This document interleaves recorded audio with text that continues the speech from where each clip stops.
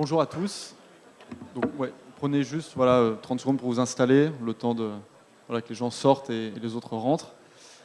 Merci beaucoup d'être tous ici présents. Avant juste de démarrer cette table ronde, alors on n'a pas Gonzague avec nous sur l'estrade, mais Mathieu Jamard, qui est lui un investisseur qui gère un fonds crypto. Merci beaucoup Gilles pour cette présentation. C'était hyper intéressant. Désolé de t'avoir interrompu, ça aurait pu durer encore très longtemps. Mais là, effectivement, on va aborder un autre sujet avec une thématique qui parle à tous, à savoir le prix. Et c'est vrai que pour parler de cette question du prix, de la formation, notamment du prix du Bitcoin, donc on a Mathieu Jamard avec nous, Vincent Bois, qui est investisseur et analyste, et également Nicolas Chéron, qui lui aussi prodigue ses conseils, notamment sur Twitter, on le connaît beaucoup. Il investit. Et finalement, parce que ce qu'on a envie de voir avec vous, là, dans cette grosse demi-heure, quand on parle du Bitcoin, on parle de technologie, d'économie, de politique, mais aussi de prix. Et finalement, est-ce qu'il y a une spécificité dans la formation du prix du Bitcoin? Quand on parle de prix, il y a les fondamentaux, il y a aussi la spéculation. Et justement, Nicolas, quel est le degré, de spéculation concernant le Bitcoin? Alors merci, bonjour à tous. Déjà revenons sur la formation des prix. Est-ce que le Bitcoin a une formation des prix qui lui est spécifique? Je dirais qu'on peut parler déjà d'une part de formation des prix pour ce qui est de court et de moyen terme. Et on va le voir en fait là-dessus, il répond aux caractéristiques d'un actif risqué. Et après, il y a l'évolution long terme où là peut-être effectivement il y a des spécificités inhérentes à Bitcoin. Sur la formation des prix, en fait, on est sur un actif risqué. Donc actif risqué, actif refuge. Un actif refuge est non corrélé au reste. Un actif risqué, on va avoir des vagues de hausse, de baisse. Il y a toutes les lois en fait habituelles qu'on retrouve sur le marché action, notamment, et sur les indices, qu'on retrouve sur le Bitcoin. Les notions de marché haussier, baissier, bull market, bull run et bear market. Aussi, dans la formation des prix, tout ce qui est théorie habituelle, théorie de dos, la théorie des tendances, le trend following, l'analyse graphique. Pour ceux qui font de l'analyse graphique et du trading, le Bitcoin et les cryptos en général, aujourd'hui, c'est le marché le plus propre qui existe, techniquement parlant. Quand on fait de l'analyse graphique, qu'on fait de l'analyse des chandeliers japonais, qu'on fait de l'analyse des figures chartistes, donc en fait, on essaye de décrypter la psychologie des investisseurs, eh bien, il se trouve que c'est extrêmement propre. Et là-dessus, il n'y a pas de spécificité particulière. Et justement, tous les deux, vous venez du monde plus traditionnel. Vous avez commencé sur des actifs actions notamment. Comment vous appréhendez justement la différence qu'il peut y avoir entre un actif comme le Bitcoin et justement d'autres valeurs? On va en parler après en termes de liquidité. Est-ce que c'est un actif comme les autres aujourd'hui? Alors attends, je vais me permettre quand même de revenir sur le long terme, justement sur là où il y a de la spécificité. Parce que sur le long terme, déjà il y a la spécificité de la cyclicité avec les halvings qui ont lieu tous les 4 ans. C'est quelque chose qu'on n'a pas sur d'autres actifs. Ensuite, il y a la notion de volatilité. Rares sont les actifs qui sont dans des tendances haussières de long terme, mais qui peuvent perdre jusqu'à 84-86% de leur valeur, mais continuer à monter et à être haussiers sur le long terme. Ça, on n'en a jamais vu. Et puis aussi sa volatilité, puisque c'est un des actifs les plus volatiles qu'on ait aujourd'hui, et c'est aussi pour ça qu'il attire énormément la spéculation. Et puis pour finir, sa puissance, puisque aucun actif à travers la planète n'a gagné plus de 100 000% ces 10 dernières années. Donc ça, c'est ses spécificités, et c'est ce qui fait que des analystes comme nous sur les marchés traditionnels, peut-être s'y sont intéressés. Moi, je vais réagir à ça. Il y a pas mal d'actifs qui font 100 000%. Et en fait, c'est par exemple ce que j'avais écrit dans une newsletter de 21 millions, par exemple, c'est que la spécificité de Bitcoin, c'est qu'il est né de zéro, forcément, et qu'il a été disponible par le petit porteur. Ce qui n'est pas possible avec les entreprises start-up dans lesquelles les premiers fonds d'investissement ne sont pas accessibles aux petits porteurs. Et en fait, là, on a renversé cette pyramide-là et finalement, le particulier a pu accéder enfin à des investissements de seed round ou de série A. Et par exemple, les startups de type Facebook ont gagné plus de 100 000%. Donc on en voit quand même chaque année, plusieurs dizaines, je pense. Mais dans ce cas-ci, c'était coté publiquement, accessible aux petits porteurs, et dans un esprit aussi qui était, où les professionnels ont mis du temps finalement à appréhender le Bitcoin. Et là, ils sont en train d'essayer de rattraper leur retard. Ouais, moi, je verrais d'autres spécificités. Effectivement, tu disais qu'il y a beaucoup de points communs avec beaucoup de marchés. Donc, on peut le comparer au marché du Forex, forcément, le marché de la monnaie, mais également au marché des matières premières, puisqu'on va le miner. Il y a une quantité limitée. Et en même temps, il a un comportement sur les marchés qui ressemble plus au marché risqué, on peut le comparer aux valeurs technologique sur les marchés. Donc il a toutes ces spécificités finalement qui ressemblent un peu à tous les marchés. Mais le principal, selon moi, c'est qu'il y a on ne peut pas en fait valoriser le Bitcoin ou les crypto-monnaies au travers des données fondamentales. Donc à la différence de tous les autres marchés. Quand tu dis des données fondamentales en tête, t'as quoi? En comparaison peut-être ici sur le Bitcoin, ce serait peut-être l'utilisation, la hauteur des fees, toutes ces choses qui permettraient normalement de valoriser un actif. Sur une action, on va calculer bien sûr tout ce qui est rentabilité, etc., ce qui nous permet d'avoir un prix. Sur les matières premières, la production ou autre. Et ici, il y a des données fondamentales sur le Bitcoin qui permettent d'anticiper les mouvements peut-être, mais qui ne permettent pas d'avoir une valorisation ou un prix. Et pour moi, c'est la spécificité finalement par rapport à d'autres actifs, alors qu'ils ressemblent à de nombreux actifs différents. C'est intéressant et je pense qu'on pourrait utiliser le terme d'hybride parce que en fait, le Bitcoin a des spécificités d'un peu tous les marchés, d'un peu toutes les classes d'actifs et ça en fait vraiment quelque chose d'absolument unique. Après, en termes de fondamentaux, voilà, une entreprise, aujourd'hui, on a des modèles de valorisation, des rendements, et on peut savoir plus ou moins quel est le prix d'une entreprise. Et donc, la part de la spéculation dans le prix de l'entreprise va être peut-être de 10% sur sa fluctuation, alors qu'avec le Bitcoin, ça va être peut-être l'effet inverse. C'est-à-dire qu'on va avoir 10% de fondamentaux solides dans le fait qu'on croit dans un projet de long terme, mais sur lequel vient se greffer 90% de spéculation. Et juste Nicolas, quand tu dis qu'effectivement le Bitcoin a pu prendre en fait des spécificités sur des marchés différents, est-ce qu'il a pris le meilleur à chaque fois, ou alors est-ce qu'il a dû aussi embarquer avec lui, j'allais dire, peut-être aussi ce qui se fait de pire sur certains marchés? Non, ici on ne peut pas dire de choses négatives. Entre nous? Non, concrètement, je vois pas d'aspect négatif particulier. Simplement, si par exemple tu veux parler du Bitcoin en tant que monnaie, en termes de transactions, on n'en a pas encore assez. Le Bitcoin en tant que projet, donc imaginons qu'un Bitcoin en fait soit une part d'une entreprise dont la taille du gâteau est déjà fixée, bah c'est difficile à valoriser parce qu'en fait, Bitcoin c'est une philosophie.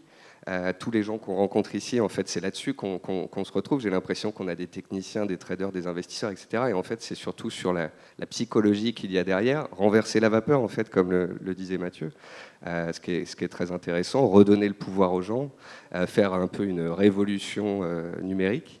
Et ça, c'est pas palpable, c'est pas fondamentalement, on peut pas donner une valeur à ça. Et c'est pour ça que une grande partie des mouvements du Bitcoin aujourd'hui, c'est de la spéculation. Et alors, justement, Mathieu, quand on parle comme ça d'un actif, il y a, c'est ce qu'on a dit, quand même un énorme enjeu au niveau de la liquidité. Aujourd'hui, on en est où au niveau de la liquidité sur le Bitcoin, même sur longue tendance? Oui, je voulais d'abord rebondir sur un petit point. À la base d'un investissement, il y a les fondamentaux pour coter des entreprises, mais il y a aussi des intuitions et souvent des convictions. Et je pense que dans le cas de Bitcoin, même si on a peut-être des fondamentaux qui peuvent être parfois faibles, la conviction des investisseurs reste et fait qu'ils les conservent, ces Bitcoins, ce qui en fait une certaine raréfaction finalement dans le marché. Et je pense que cette conviction, en fait, elle s'inscrit dans une nouvelle vision du monde où Internet a de plus en plus de place et on entre dans un monde plutôt digital. Et alors, le pari de l'investisseur, ce ne sera pas toujours de miser sur les GAFA, parce qu'il est à la merci finalement des marchés boursiers et des récessions qui pourraient apparaître, qui sont parfois totalement étrangers à ces valeurs type Internet. Et il va trouver peut-être dans le Bitcoin un nouvel endroit où va s'exprimer une nouvelle classe d'actifs, parce qu'il y aura Bitcoin et certainement d'autres crypto-monnaies. Et alors sur ce point-là, il y a eu des récentes publications de Coinbase qui a publié les volumes d'échanges qu'il y a eu. Et entre mi-2020 et mi-2021, en un an, les volumes ont fait x 17. Donc ils s'échangeaient 25 milliards, je crois, sur le trimestre. Ils sont arrivés à 480 milliards. Et alors, un point qui était important, c'est que l'évolution parce qu'ils arrivent à caractériser le particulier et les investisseurs institutionnels qui gèrent l'argent d'autrui. Et en fait, la croissance a été plus importante chez les investisseurs institutionnels. C'est un facteur x18, x19, et chez le particulier x15. Et alors ça, c'est évidemment fondamental pour justifier ce caractère de nouvelle classe d'actifs. Ce n'est pas d'être rare et original ou singulier. Il faut également qu'ils puissent être échangés de manière facile, liquide. Et pour l'instant, ça converge en fait sur ces 2 points. C'est validé, quoi. D'accord. Donc effectivement, aujourd'hui, on a la liquidité suffisante pour permettre au Bitcoin. C'est d'ailleurs peut-être effectivement pour ça que autant d'institutionnels s'y intéressent aujourd'hui. Oui, je pense qu'ils rattrapent leur retard. Ils avaient surtout, à mon avis, des problèmes de marketing aussi envers leurs clients et aussi peut-être certainement régulatoires. Et maintenant, on est en train d'entrer dans cette ère qui est vraiment favorable aux cryptos. Oui, il y a toutes sortes de produits maintenant qui sont en plus sur les cryptos. Tu as des produits CFD, tu as des ETF, tu as les futurs, tu as un peu toutes les bourses dans toutes les zones économiques qui se sont mis à le développer. Donc ça fait de l'acquisition de nouveaux investisseurs dessus. Et puis plus les gens creusent, plus derrière ils ont envie de vraiment détenir du Bitcoin. Et donc ça aide à cette démocratisation. Et puis comme tu le disais Mathieu, les pros en retard. Et c'est la première fois qu'on voit ça. Simplement, là, à toute vitesse, justement, ils essayent de rattraper leur retard. Toutes les banques américaines qui ont créé des certificats, qui ont créé des fonds indexés au Bitcoin, qui ont pris position sur le Bitcoin. Et ça vient corroborer, valider, étayer la thèse selon laquelle c'est pas quelque chose qui va mourir demain. C'est surtout que ça augmente la liquidité, puisque, comme tu le disais, la plupart finalement des bitcoins sont conservés par les personnes qui holdent, pardon. Et donc, s'il n'y avait pas ces produits dérivés, ces autres produits, certainement que la liquidité ne serait pas suffisante pour avoir un marché et pour avoir justement une classe d'actifs, parce que si 70% des bitcoins sont conservés dans des ledgers, ou en tout cas qui ne sont pas mis sur le marché, la liquidité serait peut-être insuffisante. Et donc tous ces produits dérivés dont tu parles permettent justement d'avoir une liquidité suffisante et donc d'avoir une classe d'actifs qui est en train de se développer de façon extrêmement importante. Oui, et encore un petit point sur cette liquidité. Si on compare à l'or, qui est un référent quand même une bonne analogie, relativement, en fait, le Bitcoin est extrêmement plus liquide que l'or en termes de market cap par rapport à ce qui est échangé, et ça n'a fait que s'améliorer. Et alors, il y a tout un marché aussi de l'OTC, parce qu'on n'en parle pas, qui est... Juste préciser l'OTC pour ceux éventuellement qui... Donc, c'est des ventes de gros entre professionnels directement. Et il y a un an, ça représentait à peu près l'équivalent de ce qui était échangé sur les échanges publics. Donc on peut déjà en général quasiment doubler en fait ce chiffre-là. Et pour rebondir ce que tu disais tout à l'heure sur le fait que les gens qui sont sur le Bitcoin, c'est des gens qui ont des convictions. Ça fait 30 ans qu'on parle des gold bugs, des gens qui adorent l'or, qui veulent avoir de l'or pour se diversifier, pour se protéger, etc. Et il y a encore, ça plaide pour une adoption des cryptos, c'est que depuis 6-8 mois, en fait, je ne pense pas qu'on puisse dire qu'il y ait un vase communicant. Je ne sais pas vraiment qui sont les volumes sortant de l'or et rentrant sur les cryptos, mais on voit bien que depuis 6-8 mois, on a des cryptos qui montent et l'or qui est délaissé, et que de plus en plus, l'or numérique prend son essor, quoi. Et alors justement, et tout à l'heure, il y a sur d'autres tables rondes, on l'a évoqué, le Bitcoin a une dimension évidemment politique, et quand on parle de politique, il y a de la politique économique. Dans quelle mesure la décision, notamment des banques centrales, a un impact, je veux dire, vous, quand par exemple vous suivez ces thématiques, à quel point vous intégrez, j'allais dire, ce risque ou ces opportunités qui relèvent de la politique monétaire ? Justement, comme c'est une classe d'actifs qui finalement pour le moment n'est pas classifiable, en tout cas si on peut la comparer à toutes les classes d'actifs, qui sont elles impactées par la politique monétaire. Si on revient un peu en mars 2020 et la direction finalement du Bitcoin qui était toujours en train de rebondir mais qui était plutôt à la baisse depuis 2018, cette cette politique monétaire qui a été extrêmement accommodante a très probablement permis justement d'envoyer des liquidités sur ce marché et de l'envoyer jusqu'aux 60 000 $ ou aujourd'hui aux 50 000 $. Et donc a très probablement un impact parce qu'on parlait du comportement justement de ce marché qui peut ressembler justement à des actifs risqués. Et ces actifs risqués ont été poussés par cette politique monétaire, et donc effectivement le Bitcoin aussi. Et donc si on revenait un peu en mars 2020, et si on se disait, est-ce que s'il n'y avait pas eu finalement cette pandémie qui a amené à une politique monétaire très accommodante, est-ce que le Bitcoin serait aujourd'hui à 50 000 $? Peut-être le Bitcoin et les crypto-monnaies auraient rebondi finalement de cette tendance baissière d'un an ou deux, de plusieurs années, mais est-ce que sans cette poussée de liquidité extrêmement importante, est-ce qu'on aurait des crypto-monnaies et une market cap aussi importante? Finalement, personnellement, je ne crois pas. Même si le rebond se serait peut-être amorcé, est-ce qu'on aurait déjà atteint ce niveau de prix et ces 50 000 $? Donc l'impact est extrêmement important. Il y a l'ultra-liquidité qui est créée par les banques centrales. Aujourd'hui, on n'a jamais eu autant de liquidité injectée dans le système. Faut se dire que le PIB mondial fait à peu près 100 000 milliards de dollars. La capitalisation boursière mondiale fait 120 000 milliards de dollars. On a injecté entre les plans des banques centrales et les plans de relance pas loin de 15 000 à 20 000 milliards de dollars. Donc c'est totalement délirant. Donc bien évidemment, ça a inflaté tous les actifs. L'immobilier s'envole, bat des records historiques dans toutes les zones économiques, les marchés pètent leurs records sur toutes les zones économiques, et les cryptos en ont profité, peut-être par effet de ruissellement. Et puis, nouveauté, chose qu'on n'avait jamais vue historiquement parlant, des plans de relance historiques, et puis les envois de chèques à la population. Tu regardes les ouvertures de comptes chez Robinhood ou les flux entrants sur les crypto-monnaies à la date de la réception des chèques par les Américains pendant la pandémie, et tu vois bien que tout argent envoyé aux gens était en partie mis directement dans les cryptos. Oui, je valide. En fait, Robinhood, avec leurs résultats, avait montré que leur dernier quadrimestre, ils avaient fait 60% de leurs fees sur le trading Dogecoin. Tout à fait. Donc, 50% de leur trading sur les cryptos, et, voilà. et dans ces 60%, 50%-là, 62% sur le Dogecoin to the moon. non, alors, il y a un point, en effet, bon, les banques centrales, moi je suis plutôt agnostique. Je veux dire, le prix va réagir en fonction des annonces des banques centrales, c'est souvent à court terme, il y a une tendance de fond évidemment.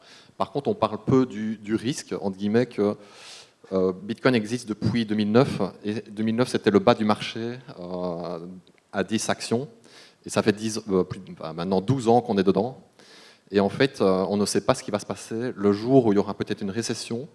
Et peut-être que Bitcoin ne sera pas finalement cet actif refuge dans lequel on a tous confiance actuellement parce qu'on n'a pas ce recul encore nécessaire aujourd'hui.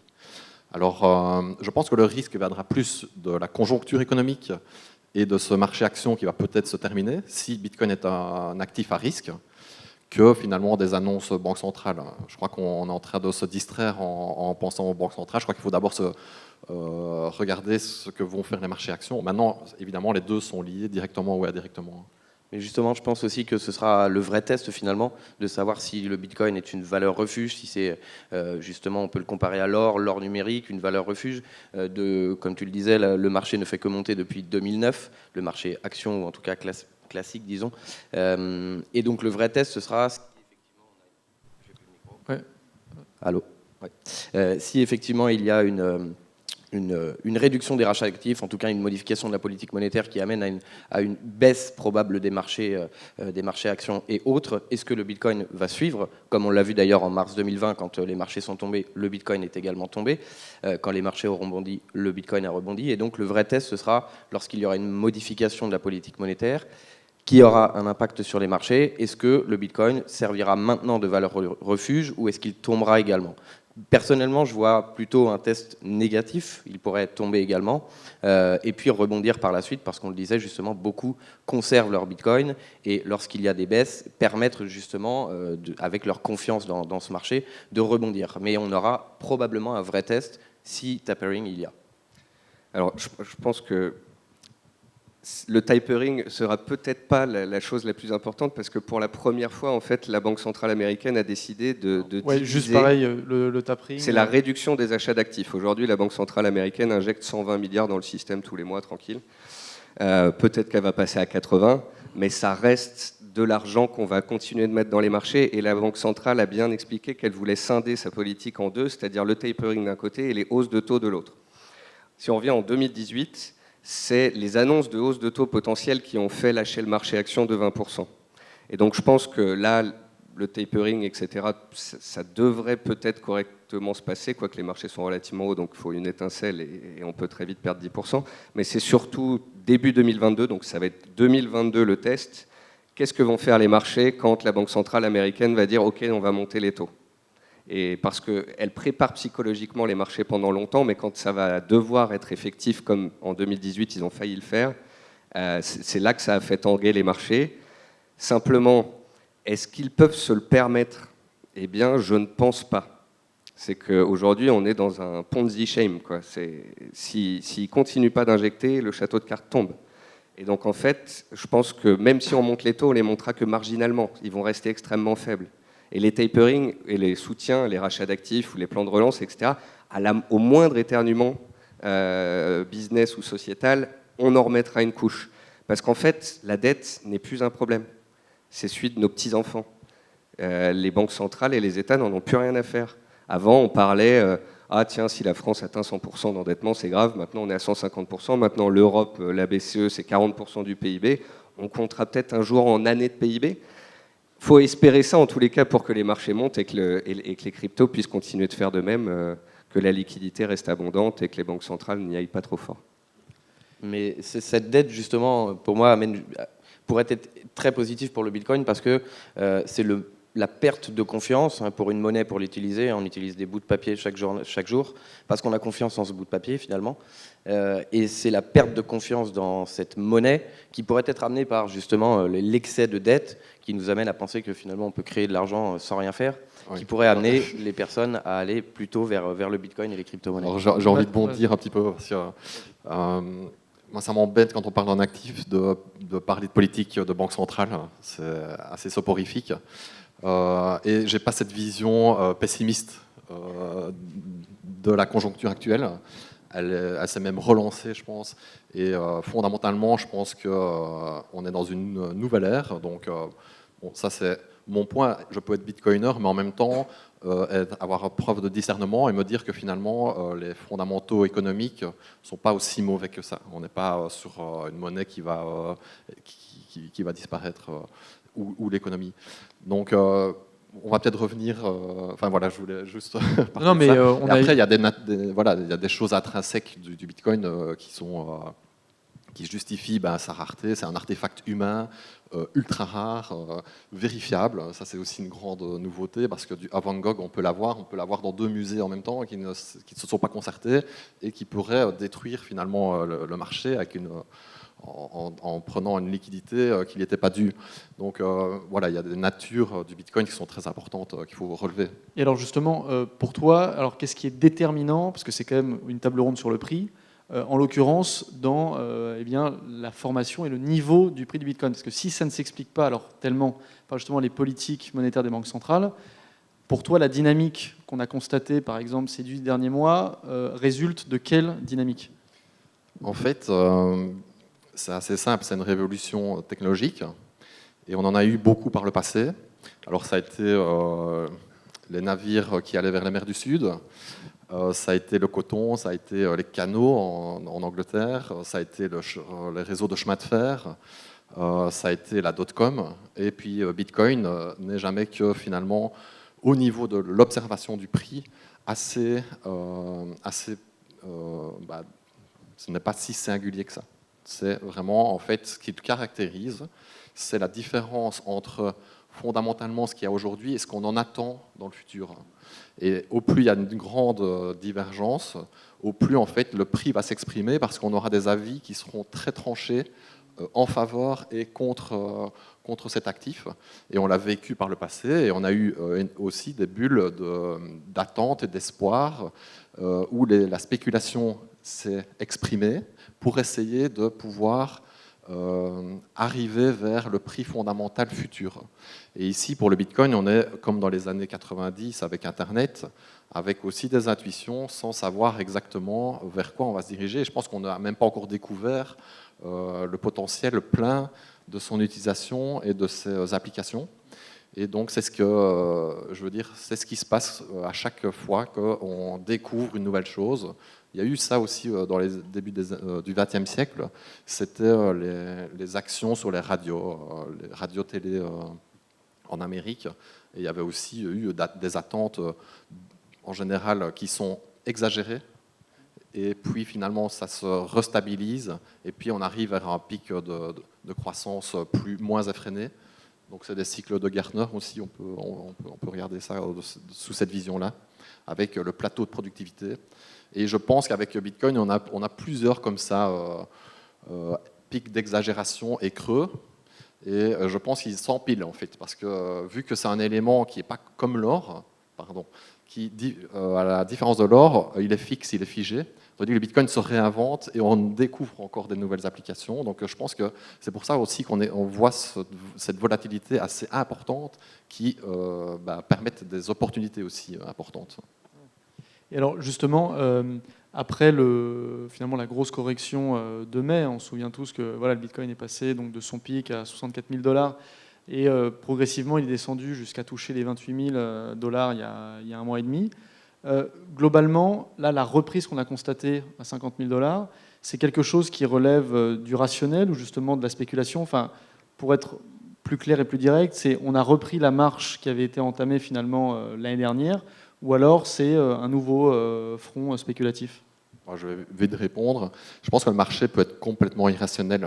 Et donc, même si on est persuadé que le Bitcoin doit, par exemple, valoir 200 000 fin de cette année, il est parfois probable que le marché soit figé ou soit désintéressé d'un actif pendant des mois, voire 1 ou 2 ans. Donc, ici, on ne doit pas essayer de chercher des suites logiques nécessaires. Il faut s'en remettre finalement au marché et on doit l'analyser et on ne peut pas tirer des conclusions directement en fait. Et à savoir si on est reparti, on a relancé le bull run direction 100K ou si on va recorriger sous les 50K, je pense qu'aucun de nous prendra le risque de répondre à cette question épineuse. mais il y a tout. Cette hausse des 30 aux 50 000, c'est de nouveau de l'adoption. On voit que le nombre de comptes qui s'ouvrent chez les courtiers ne fait qu'augmenter, que le nombre de transactions et d'acheteurs ne fait qu'augmenter, qu'il y a des nouveaux entrants, même des personnes avec des tout petits montants. Dans la hausse récente du Bitcoin, en fait, la part de la hausse des micro-montants est la plus importante qu'on n'a jamais vue. Donc tout ça montre bien qu'il y a une adoption qui tracte les prix, etc. Après, on était sur un triple creux, c'était super beau, 30 000 $, on a testé 3 fois ça, tout le monde l'a vu, les gens l'ont joué, ça a démarré, effet d'entraînement, sortie du range par le haut, de nouveau tous ceux qui étaient vendeurs qui se sont fait liquider. Donc là aussi, il y a des phénomènes de liquidation qui sont inhérents vraiment à la spéculation, accélération des prix. Et puis voilà, est-ce que c'est le début d'une grande jambe ou la fin d'un rebond technique? C'est assez compliqué à dire. Ouais, en effet, les 30 000, et comme tu dis, l'analyse technique est extrêmement importante, très propre dans le Bitcoin. Et c'est vrai que ce rebond à 3 reprises sur le 30 000, notamment par le fait que une bonne proportion finalement conserve ces bitcoins et donc n'accentue pas cette chute et ces 30 000 $ qui ont permis justement de se maintenir. Et puis il suffit simplement d'un mouvement, c'est un marché quand même très psychologique, à partir d'un dépassement ou d'un rebond fort, beaucoup finalement, même si ce sont des petits montants, vont suivre ce mouvement et permettre justement l'accélération. Et donc cette propreté technique se maintient sur les 30 000 $ et cette psychologie finalement de suivre un peu le mouvement a permis justement d'accélérer, et il suffit finalement d'un ordre important pour que le marché reparte de façon extrêmement forte, sans pour autant savoir si on va retomber sur les 30 000 ou repasser au-delà des 60 000. Justement, tout à l'heure, Vincent en a parlé, c'est sur la corrélation justement du Bitcoin avec les autres actifs. Là-dessus, vous le voyez comme justement, comme certains institutionnels, comme une manière finalement de se protéger contre le risque, ou alors parce que c'est un actif risqué, finalement, il va suivre la tendance de marché? Personnellement, actuellement, je le vois plus comme un actif justement risqué, même si le le fondement, c'est plutôt d'avoir un actif refuge, de se protéger de l'inflation. Beaucoup en ont parlé depuis le début de ces conférences. Mais le comportement actuel de ces actifs, finalement, c'est vraiment une corrélation qui est sur l'actif risqué. Donc, comme tu le disais en nous présentant, on est plutôt sur le marché global, donc sur des actifs, disons, classiques. Et donc, le Bitcoin ou les crypto-monnaies, c'est plutôt une part d'un portefeuille d'actifs financiers. Et cette part qui est attribuée au Bitcoin reste pour le moment la partie extrêmement spéculative et risquée, et n'est pas justement la partie qu'on met lorsque on va acheter du yen, qui est une protection également, ou le cours de l'or, pour le moment un peu mis en doute. C'est plutôt la part risquée, et donc une partie du portefeuille qui reste pour le moment assez faible, et où on attend un très bon rendement, et pour le moment on n'a pas été déçu. Nicolas, Mathieu En termes de corrélation, il n'y en a pas vraiment, en fait. Après, il y a des périodes voilà, où on a l'impression, tu vois, les vases communicants dont je parlais tout à l'heure, sortis de l'or, hausse du Bitcoin. Voilà, donc inversement corrélés à l'or, alors qu'ils sont censés être tous les deux refuges, c'est un peu particulier. C'était très corrélé avec les indices jusque mars 2020, je dirais même mai-juin. Et c'est ensuite, j'ai eu l'impression qu'il commençait à faire sa vie tout seul. Parce qu'avec les annonces de PayPal, puis de Musk, etc., on a vraiment eu une accélération des prix, puis une correction, etc., alors que les marchés actions continuaient de monter, donc aucune corrélation avec le marché actions, pas de corrélation inverse avec d'autres actifs. Et ça m'a donné l'impression que pour la première fois, c'était plus quelque chose juste qui était corrélé au risque, mais il y avait une dynamique propre, et donc peut-être la création, la naissance d'une nouvelle classe d'actifs, hybride ou pas, je ne sais pas comment la considérer, mais d'un actif qui pourrait faire sa vie seul. Après, en 2008, quand ça a été la crise des subprimes, même l'or a baissé. Parce qu'en fait, les fonds d'investissement avaient des positions sur le marché actions et sur l'or, et ont dû déboucler des positions sur l'or parce qu'ils faisaient face à des appels de marge sur le marché actions. Ce qui est un peu différent avec Bitcoin, c'est que je ne pense pas qu'on puisse dire qu'il y ait des fonds qui aient et du Bitcoin et des actions et des matières premières qui soient totalement diversifiés. Et on a beaucoup d'investisseurs qui n'ont que du Bitcoin. Donc ils n'ont pas besoin, en cas de baisse des marchés, tu vois, d'avoir de la liquidité et de couper des positions sur le Bitcoin pour répondre à ces appels de marge. Et donc c'est là aussi où peut-être qu'ils pourraient nous étonner grandement. Oui, alors je rejoins l'avis que Bitcoin sur un temps long n'est pas vraiment corrélé aux autres grandes classes d'actifs.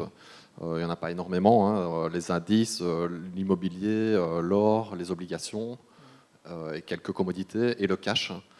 Le fait qu'il n'y ait pas cette corrélation fait que le pari gagnant finalement des investisseurs crypto, c'est en effet d'avoir une bonne intuition technologique. C'est indéniable qu'il y a un apport sociétal, mais c'est aussi que le token qu'ils ont, en fait, est une nouvelle classe d'actifs naissante qui est assez rare à voir. Et le fait qu'il n'y ait pas de corrélation, on ne peut pas copier son comportement. Parce que s'il était inversement corrélé aux indices ou totalement corrélé aux indices, il suffit d'avoir un portefeuille d'actions américaines et on copiait finalement le comportement du Bitcoin. Et le fait qu'il soit comme ça orthogonal à ces autres classes d'actifs fait qu'il a un attrait important, c'est qu'on doit le posséder pour avoir ses caractéristiques et ses retours financiers et agrémenter les portfolios. Et ce qui fait une demande énorme. C'est pour ça que les institutionnels investissent ce marché. Ils remarquent qu'ils ne peuvent pas le copier avec, malgré toutes les analyses savantes qu'ils font. Et ils se disent que il va falloir qu'on en achète en fait. Et ça crée une demande énorme. Et on voit que l'offre se raréfie. Et au sein même justement des cryptos, est-ce que lui-même le Bitcoin a sa propre dynamique? Parce que c'est vrai que souvent, on voit que quand il monte, tous les altcoins peuvent suivre. Enfin voilà, là-dessus. Oui, persuadé en fait, crypto, c'est 2 sous-secteurs. Le Bitcoin en seul représentant, un autre sous-secteur qui est celui des altcoins, où là les corrélations sont très fortes. Il n'y a pas encore vraiment d'altcoin star qui est complètement décorrélé des autres altcoins. Et on a vraiment ces 2 marchés sur lesquels on peut aller d'un à l'autre. Et parfois l'un performe bien quand l'autre pas, et parfois les 2 performent ensemble ou ne sous-performent ensemble. Oui, on a souvent ce phénomène de stabilisation du Bitcoin et de démarrage de la alt season avec tous les altcoins qui partent les uns après les autres. C'est en fait des pauses spéculatives sur le Bitcoin actif principal, et ensuite il y a un switch qui se fait sur tous les altcoins les uns après les autres, comme on a pu le voir d'ailleurs ces dernières semaines. Après, il y a peut-être que pour finir, je ne sais pas, j'ai pas envie du tout de donner d'objectif de prix, mais je trouve, pour revenir sur ce que j'ai dit au départ, le fait qu'on avait une capitalisation boursière mondiale de 120 000 milliards, un PIB mondial qui faisait 100 000 milliards. Aujourd'hui, la capitalisation boursière des cryptos fluctue ces derniers mois entre 1 500 milliards et 2 000 milliards.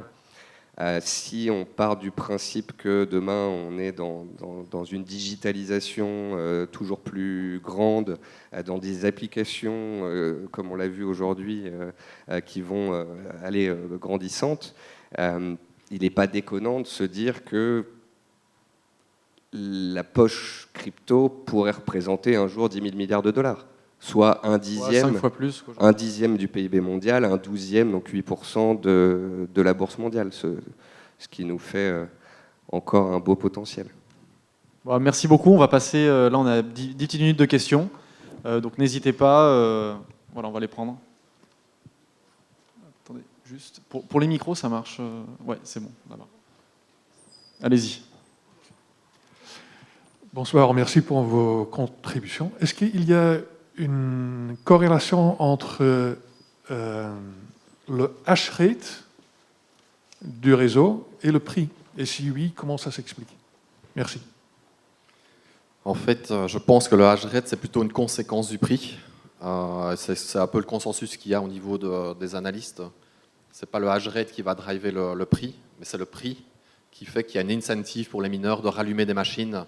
C'est un peu comme, par exemple, le prix de l'or. S'il valait 10 fois plus demain, on ouvrirait de nouvelles mines qui avaient été désaffectées avant. Donc, en fait, voilà, c'est une conséquence du prix. Oui, allez-y.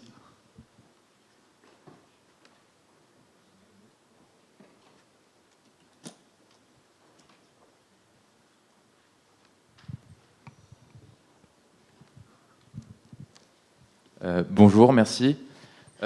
Qu'est-ce que vous pourriez me répondre à ce genre de phrase, que ce marché est un marché manipulé et qui répond à un narratif un peu bien ficelé, qui répond aux intérêts des grandes entités? C'est un peu classique comme phrase, mais pour vous, est-ce que, forcément ça va participer à la formation du prix, mais qu'est-ce que vous pourriez répondre à cette phrase?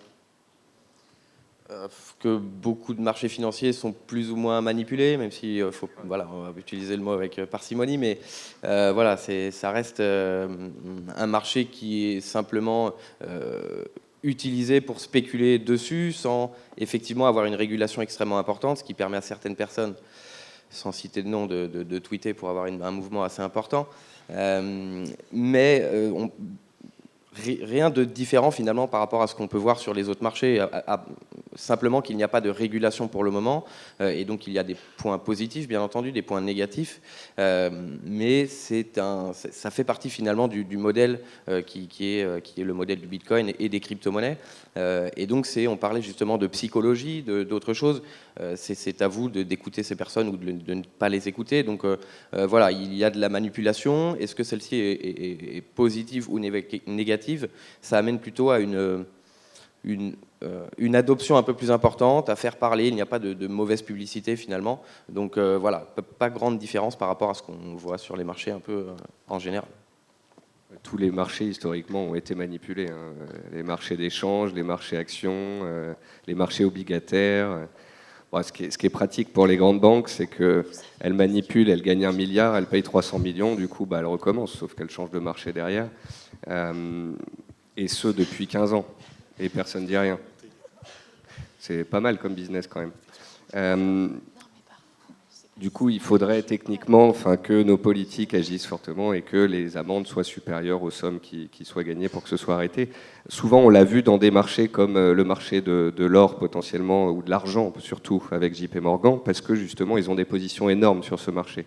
Or, aujourd'hui, on n'est pas au fait d'une banque ou d'une institution plus grande qu'une autre qui aurait une part de Bitcoin extrêmement importante. Après, si on parle de la manipulation, réseaux sociaux, tweets, etc., quand on fait du Bitcoin et qu'on le fait à long terme, on appelle ça du bruit, hein. Plus 20 ou moins 20 sur le Bitcoin, c'est un petit clignement. Donc peut-être que certains en profitent, mais ce n'est pas ça qui change la donne et qui change la tendance de fond. Oui, allez-y. Déjà, merci pour cette question. Ça me permet, c'est pile poil dans le thème avec ma question justement. Vous insistiez en fait sur les banques centrales donc, qui ont fait des plans de relance qui finissent forcément en FOMO avec un levier 125 sur le doji. Or, on sait que, comme vous le disiez à l'instant, les marchés traditionnels sont donc complètement manipulés. Vincent, tout à l'heure, vous aviez évoqué le yen, ce qui me permet de partir sur le Forex et de donc, citer ce bon vieux Larry Williams qui disait que les banques centrales sont les seuls véritables market makers sur ces marchés-là. Est-ce qu'elles le sont aussi, du coup, à travers leur plan de relance sur les marchés crypto, quand on sait que le retail, justement, a beaucoup de pouvoir, beaucoup d'influence sur ces marchés? Et donc, qui est le véritable market maker, justement, en crypto? Normalement, a priori, ce n'est pas un marché où il y a des market makers, mais comme vous l'avez évoqué, effectivement, ces plans de relance, on en a parlé tout à l'heure, ont permis au marché classique donc, de progresser et donc effectivement par ricochet au marché des cryptos également de progresser. Nicolas précisait tout à l'heure justement avec cet effet concernant les chèques de 1 200 $ qui ont été donnés aux Américains et la corrélation ou en tout cas l'augmentation du nombre de comptes de crypto-monnaies qui ont été réalisés. Donc c'est les banques centrales, ou en tout cas la politique monétaire, n'influencent pas directement sur le marché de crypto, puisqu'on n'est pas en train de racheter des obligations sur le marché directement pour le faire vivre et pour le soutenir. Mais il y a effectivement une influence, on en parlait justement, je parlais de cet impact en mai ou en mars 2020. Sans justement cette politique monétaire, est-ce qu'on aurait vraiment eu cette hausse importante? Donc ce n'est pas un impact direct, puisqu'elle n'influence pas ou elle n'achète pas directement des cryptos, mais elle permet aux gens justement d'avoir une liquidité suffisante pour investir sur des marchés risqués tels que les crypto-monnaies. En analysant les marchés, j'avais fait une remarque tout à l'heure que Bitcoin n'était pas très singulier, il était fort identique à ce qui s'est passé dans des bulles historiques. J'ai remarqué aussi dans ces études-là que peu importe l'époque, il y aura toujours eu des gens qui se plaignaient de l'argent facile, pas de l'argent facile, mais de l'argent abondant. Je me souviens d'un Times Magazine qui disait que l'argent était abondant en 1940. Donc en fait, si vous avez un peu plus de perspective historique, il y aura toujours des gens qui se plaignent des banques centrales et de la profusion d'argent sur les marchés. On a encore le temps pour une ou deux questions. Oui. Il y a quand même quelque chose que j'ai envie de dire là-dessus, parce que ça fait 100 ans qu'il y a de la croissance mondiale.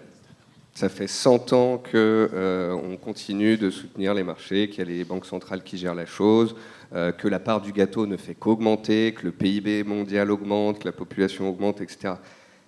C'est pas indéfini, ça. Je crois que beaucoup de gens dans la salle ici lisent les rapports du GIEC ou voient un peu tout ce qui se passe dans le monde à l'heure actuelle. La période des 20-30 prochaines années, c'est pas les 30 glorieuses, hein.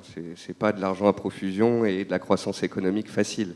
Donc ça va devenir un peu plus compliqué que ça ne l'a été ces 100 dernières années. Après les années 60, on sortait de deux guerres mondiales, on était encore avec des conflits ouverts avec le bloc Est qui pouvait lâcher aussi une bombe nucléaire. Je pense que le monde n'était pas très joyeux non plus à cette époque-là. Ça ne nous a pas empêché de sortir par le haut de cette époque-là. C'est vrai. On prolongera après, mais on va juste prendre une question.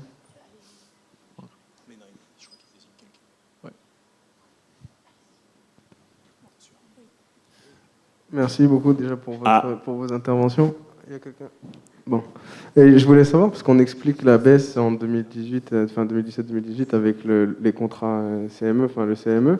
Et selon vous, déjà, est-ce que c'est ça qui explique le crash? Et qu'est-ce qui expliquerait un potentiel crash sur Bitcoin? Parce qu'il y a plein d'éléments positifs. Je pense qu'on est tous convaincus, ou plus ou moins convaincus, que voilà, c'est une révolution technologique. Mais qu'est-ce qui pourrait faire que demain, il y a un moins 80%? Merci beaucoup. Vous avez moins de 2 minutes pour expliquer. Très rapidement, on peut faire des comparaisons historiques en regardant par exemple la cotation des contrats sur l'uranium il y a, je ne sais plus si c'était il y a 20 ans ou 30 ans. Les marchés ont explosé, ouverture des contrats sur l'uranium, boum, les prix se sont cassés la figure. Donc est-ce que c'est l'entrée permise des professionnels qui se fait alors qu'on venait d'aller très haut très vite et que dans ces cas-là ils se mettent en face du marché? Je pense que c'est une très forte probabilité. Et après la deuxième partie de la question. Est-ce que ça pourrait se reproduire Personnellement, moi, en fait, moi j'ai l'avis contraire, mais pour l'avoir vécu de l'intérieur,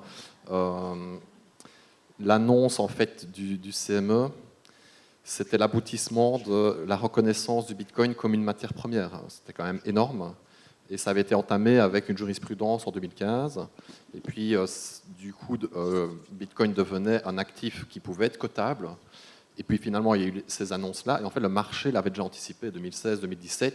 Et je pense que c'est l'aboutissement du cycle. Et alors, on a cette fameuse adage des marchés, c'est buy the rumor, sell the news, en fait. Et quand la news est vraiment concrète, c'est que l'opportunité, finalement, est très fine.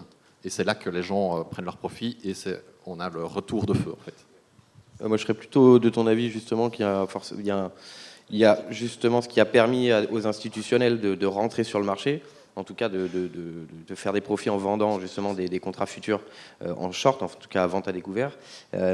Et ça pourrait être justement confirmé par le fait que maintenant on voit ces institutionnels qui ont pu rentrer à des prix beaucoup moins importants, et donc ces contrats futurs ont permis justement de réduire un peu les 20 000 $ qui commençaient à être un marché extrêmement important jusqu'aux 3 000 à 4 000 $ et qui permet aux institutionnels de gagner du temps et de rentrer sur le marché à des prix beaucoup plus intéressants. Non, bah super, bah merci infiniment à tous les trois. J'ai et puis, une dernière question, s'il vous plaît. Ah ouais, si mais vous alors. me permettez, parce que Attendez, je vous êtes m'agite depuis tout à l'heure, mais vous ne me voyez pas parce que je suis tout en haut. De l'autre côté. Ah oui, d'accord, pardon, excusez-moi. Je vais faire rapidement. Tout à l'heure, vous avez mentionné la montée du Bitcoin entre 30 et 50 000 $. Mais vous n'avez pas mentionné le fait que ça s'est fait avec des volumes d'échanges plutôt faibles, largement en dessous de la moyenne. Comment vous l'interprétez? Parce que vous avez parlé du fait qu'il y ait des nouveaux entrants, mais le fait que les volumes d'échanges étaient relativement faibles laisse plutôt penser que tous les vendeurs ont été épuisés et que du coup, un très faible nombre d'acheteurs, donc pas forcément de nouveaux entrants, a suffi pour faire décoller le prix. Historiquement, en bourse, on baisse avec de très forts volumes, on monte sans volume. Et en fait, souvent, les gens regardent certaines actions, certains indices en disant « attention, on monte sans volume, donc ce n'est pas une hausse pérenne ». En fait, c'est pas une méconnaissance, mais c'est un fait avéré. Les marchés chutent dans des volumes très forts et après peuvent remonter dans des volumes très légers. Donc en fait, c'est le même phénomène que sur les actions. Et je rejoins en fait cet avis, et d'autant plus qu'on était dans une nouvelle ATH, une nouvelle découverte de prix, donc les volumes étaient très forts à la hausse, et puis alors on a eu en effet des volumes très forts à la baisse. Donc en fait, c'est un fait que les volumes ne sont pas énormes actuellement, sur cette dernière semaine, mais en fait ils sont assez normaux si on efface un peu cette panique et on enlève ces hauts niveaux de volume qu'il y a eu à la fin de record de prix avec un certain crash de 50% quand même. Si on enlève en fait ces chandelles-là, on verra qu'on est dans des niveaux normaux de fonctionnement du marché. Super, bon, bah voilà, désolé pour la question, mais merci beaucoup. Merci pour la réponse. Merci à vous tous les trois.